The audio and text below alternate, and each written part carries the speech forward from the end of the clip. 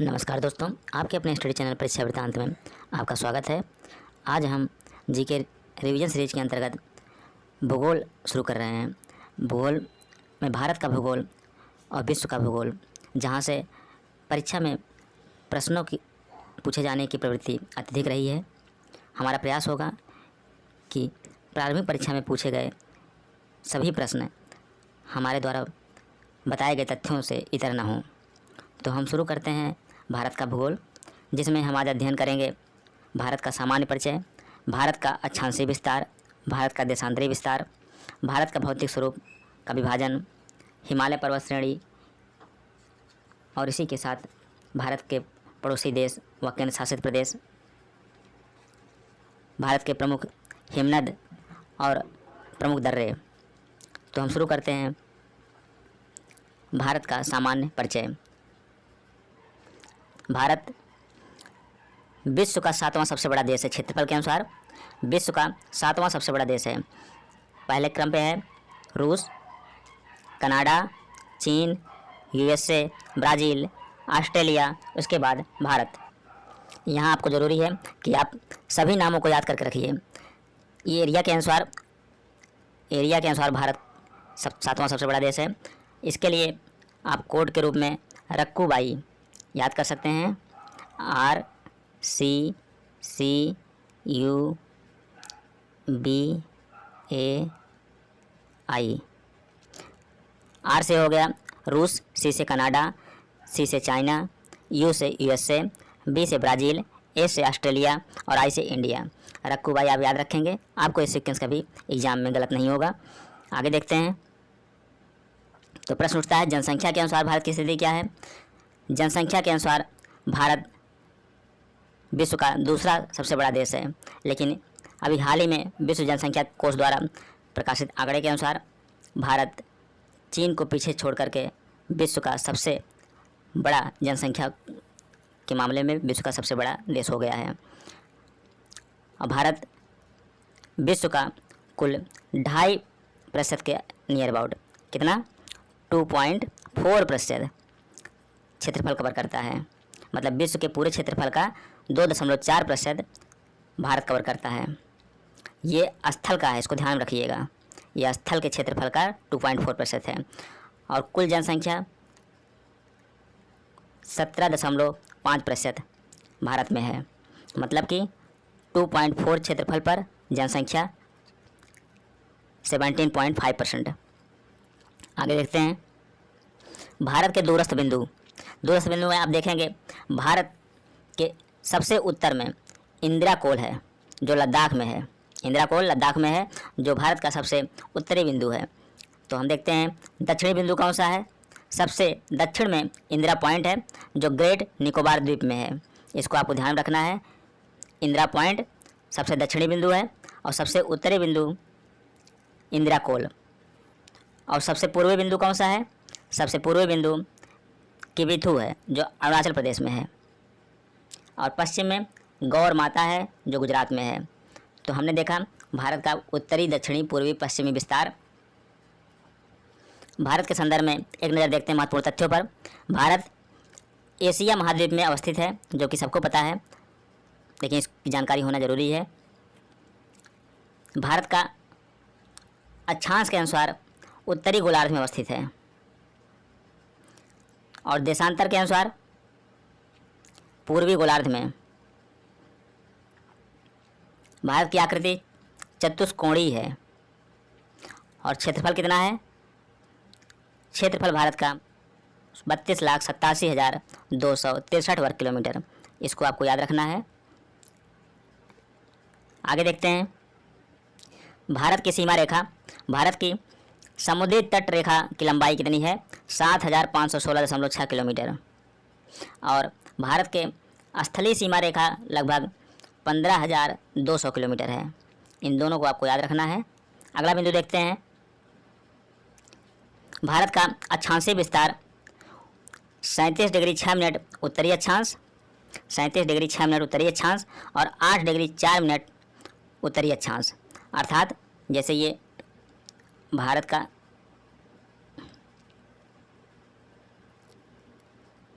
ये भारत हो गया। यहाँ से आप देखेंगे 0 डिग्री मतलब कि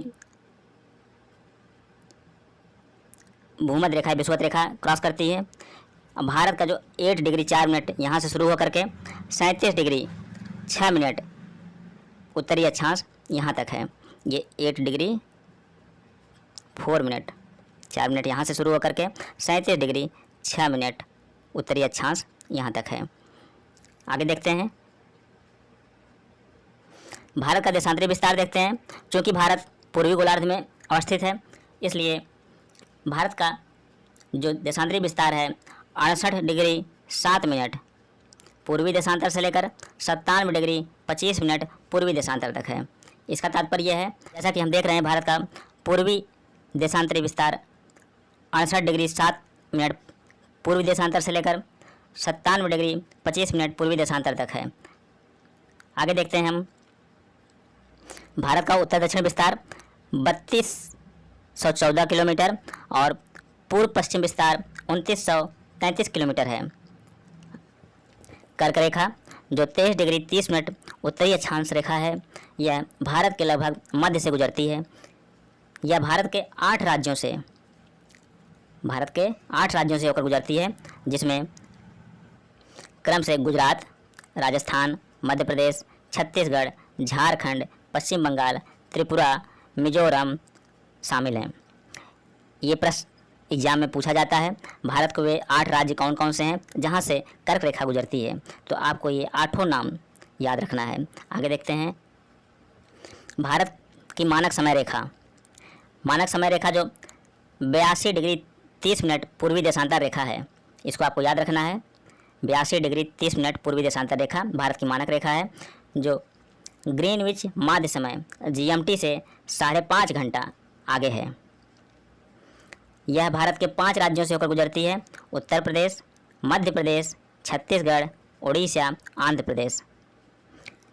गुजरात एवं अरुणाचल प्रदेश के स्थानीय समय में लगभग 2 घंटे का अंतर होता है। अर्थात अगर यहाँ पे सुबह 5 बजे हो रहा है अरुणाचल प्रदेश में, तो गुजरात में 7 बजे। भारत के उत्तर प्रदेश में यह मिर्ज़ापुर से होकर गुजरती है। कहाँ से गुजरती है? मिर्ज़ापुर से। अगला बिंदु देखते हैं। ये ग्राफ बहुत ही महत्वपूर्ण है, इसको आप परीक्षा में देख करके जाइए। भारत के पड़ोसी देश तथा उनसे लगे भारतीय राज्य या केंद्र शासित प्रदेश। पड़ोसी देश एक कॉलम में, अगले कॉलम में सीमा रेखा की लंबाई, फिर भारतीय राज्य या केंद्र शासित प्रदेश। पहला देश है भारत का पड़ोसी देश चीन। चीन की भारत से लगभग 3488 किमी लंबी सीमा है। यह भारत के लद्दाख, हिमाचल प्रदेश, उत्तराखंड, सिक्किम और अरुणाचल प्रदेश से सीमा बनाती है। अगला देखते हैं। दूसरा देश है पाकिस्तान, जिसकी भारत से सीमा की लंबाई 3323 किलोमीटर है। यह भारत के लद्दाख, जम्मू और कश्मीर, पंजाब, राजस्थान और गुजरात से सीमा बनाती है। अगला देखते हैं। अगला देश है बांग्लादेश। बांग्लादेश की भारत से 4096.07 किलोमीटर लंबी सीमा रेखा है। यह भारत से सबसे बड़ी सीमा रेखा बनाता है। बांग्लादेश भारत से सबसे बड़ी सीमा रेखा बनाता है। भारतीय राज्य जो बांग्लादेश की सीमा पर अवस्थित हैं: पश्चिम बंगाल, असम, मेघालय, त्रिपुरा और मिजोरम।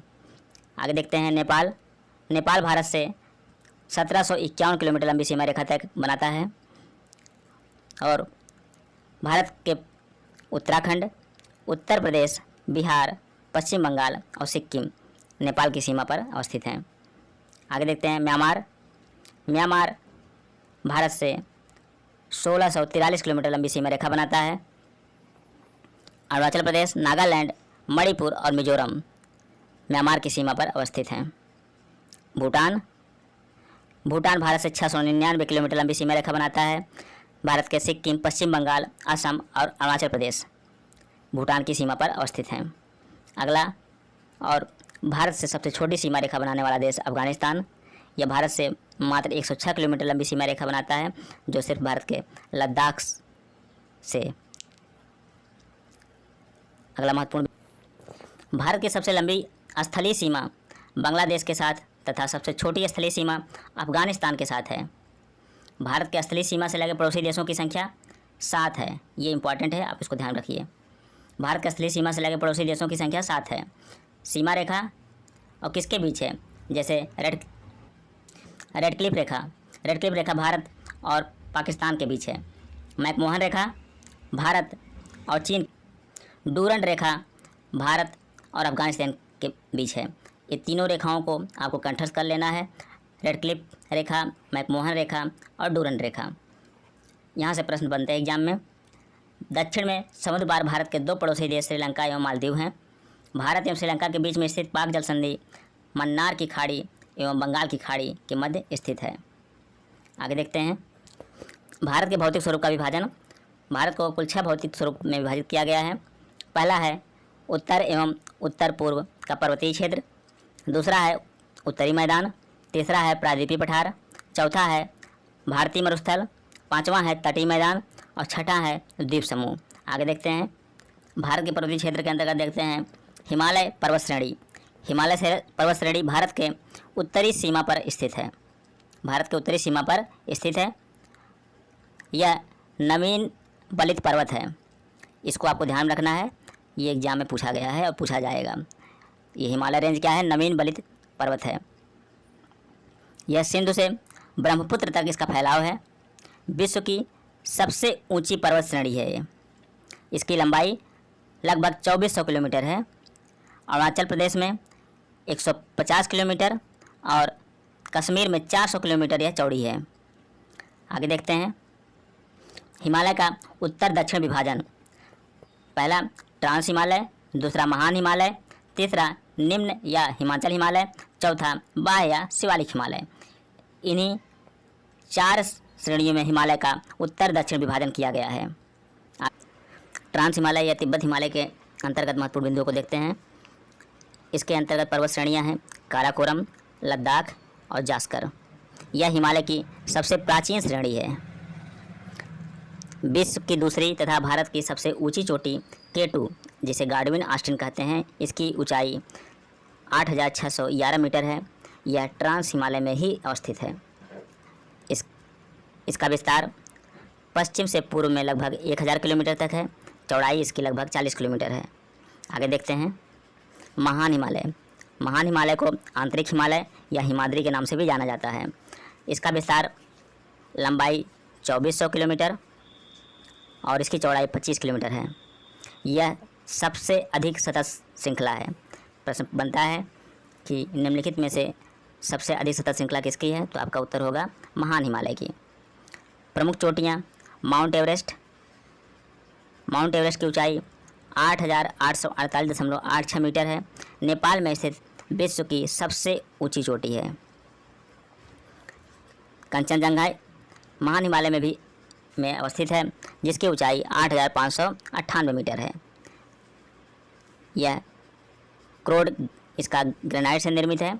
औसत ऊंचाई लगभग 6000 मीटर है। यहाँ पे किलोमीटर दे दिया गया है, इसको आप मीटर बदल लीजिए। अगला है हिमाचल हिमालय।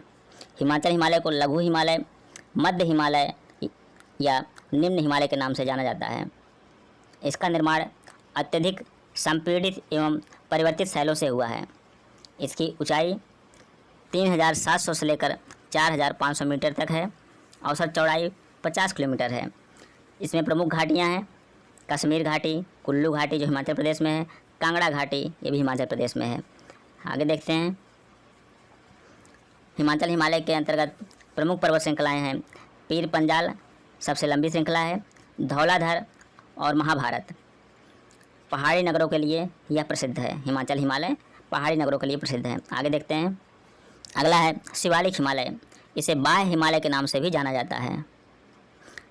इसका निर्माण नदियों द्वारा लाए गए अवसादों से हुआ है।